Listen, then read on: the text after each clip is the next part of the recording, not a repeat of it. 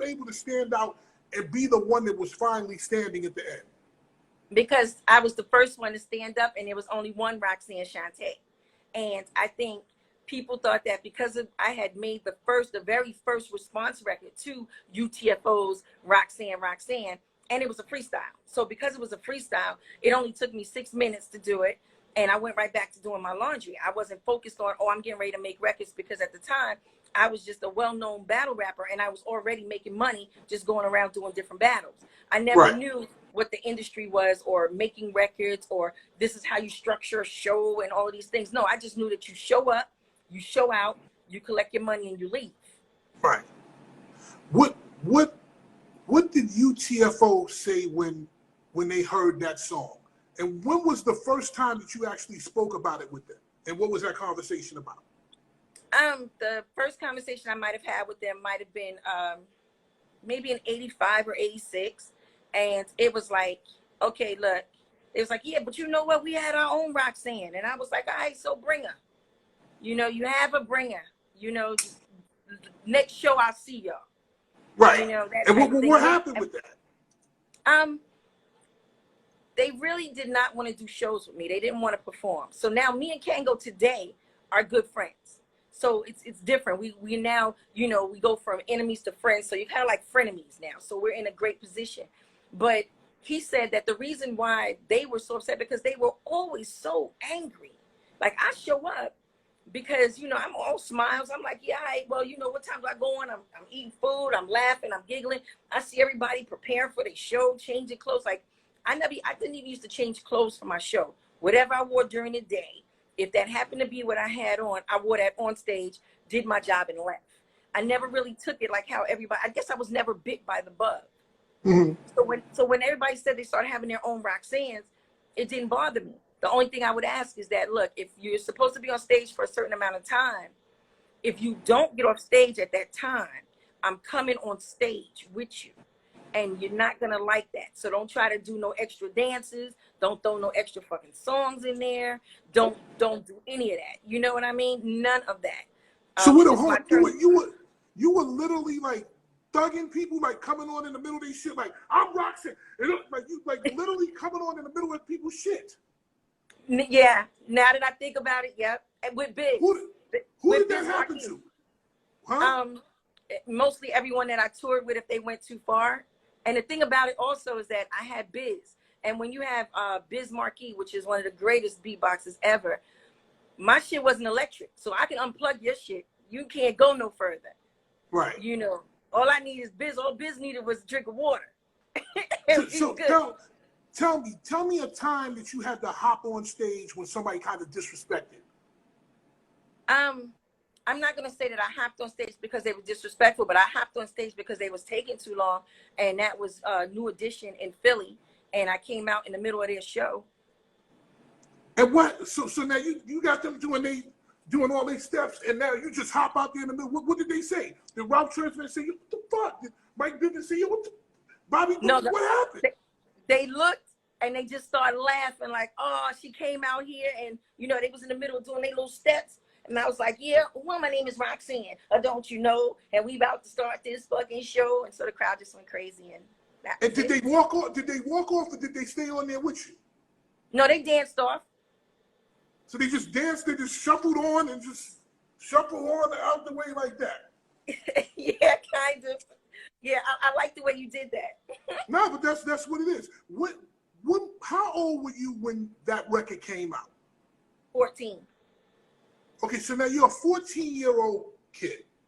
You Yes. don't know anything about anything. You've had no experience in the music business. What happened? When did you start getting your first money from doing this? Wow. Well, you know, I was coming out of a group home. I was straight out the group home. So I didn't necessarily have anyone to stand there for me and overlook contracts, or I didn't have an attorney or an accountant. And basically what they were doing were like, oh, you got to go on tour. This is for promotion. Oh, you got to go on tour. We didn't get paid for that. Oh, you got to go on tour. You have to split the money. And I was like, oh, hold up. I was making more money and being truly paid when I was just a battle rapper in the street. This right here doesn't make sense to me. But you figure like, okay, this is better than doing anything else that I've seen everybody else doing as far as like hustling in the street and everything else. You don't have to look over your shoulder with hip hop, which made a lot of people choose hip hop for that reason, because Right. you still wanted to dress like the hustlers, but you didn't want to take the gamble that the hustlers had to take in order to dress like that.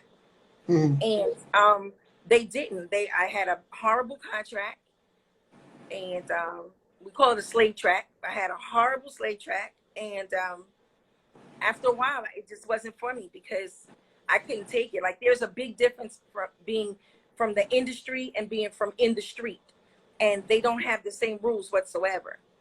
Right. Now, how were they even able to sign you at 14 years old with nobody looking that over? There was no law in force about that? No, not at that time. At that time, it was like they spoke with my mom. She had signed a contract. They had gave her a little bit of money, and the next thing you know, it's the first thing they say is like, oh yeah, well look, we have permission from her mother in order to travel with her, and you go around and you do shows, and it's based on integrity, but no one has any. Right. When did you realize that the money wasn't right, that something was wrong about the way that this was going on? When I would go to executives' homes, and they had large homes and brand new cars, and I was catching a train, and I was coming from the hood, and I was the only one who had made a record. And so now when that happens, what's your process in your mind? What are you saying? What are you thinking? What are your actions? Where are you at?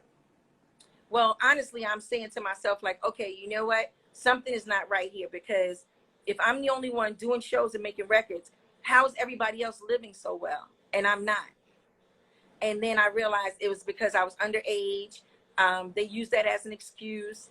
And I still didn't harbor any type of anger, like, oh, let's just go and kick their doors in. And, you know, with everybody that loves and respects me in the streets, you know, there were a lot of people who were willing to do that.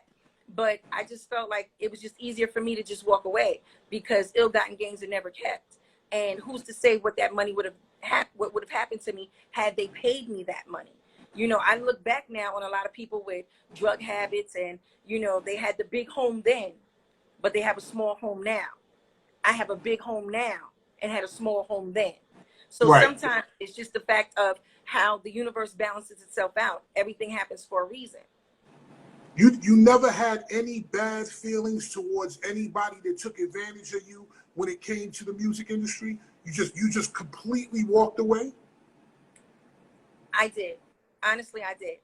I just did. I couldn't, if I was to harbor the anger for everything that everyone has ever done wrong to me in my life, I wouldn't be here right now. There's no way I could sit before you sober. There's no way I could sit before you sane. There's just no way I'd be able to sit before you right now at this time. So it was just better for me. Not that that works for everyone, but it was just better for me. Like, for instance, people say, well, you know, they never really paid you. And then I look at it like, okay, fine. They never even paid me enough to get high. So I never got high because I couldn't afford to. Right. Okay, that makes sense. For anybody coming up in the game now, the game is pretty much the same. The only thing that's different is the technology and what year we're in. What are some of the red flags that people need to look out for that will let them know, wait up, hold on, this is not okay? When the person who brings you your contract introduces you to everyone else that has to deal with your contract. For instance, you go to a record company. They say, oh, don't worry about it. Listen, we know a lawyer for you. Yeah. And then the lawyer says, no, don't worry about it. You know what I'm saying? I know an accountant. The catch is you cannot have everyone connected. So that would be a red flag automatically. Another red flag is too many materialistic things that they're offering you without any paperwork, such as, oh, you need that car? Don't worry about it. It's downstairs. Here's the keys. You don't want keys. You want paperwork. Right. You don't want someone to give you a connection to anything. Oh, yeah, you need a house? Yo, we got a house for you. But the catch is when things start to dwindle down, you will have to give those things back. Right, right. And you experienced that firsthand. Well, they didn't give me anything, so I didn't have anything to give back. But I did watch other people go through it. So, and I was sober watching it. So there's a lot of things that I'm able to tell people just from the experience of what I know. Fatman scoop.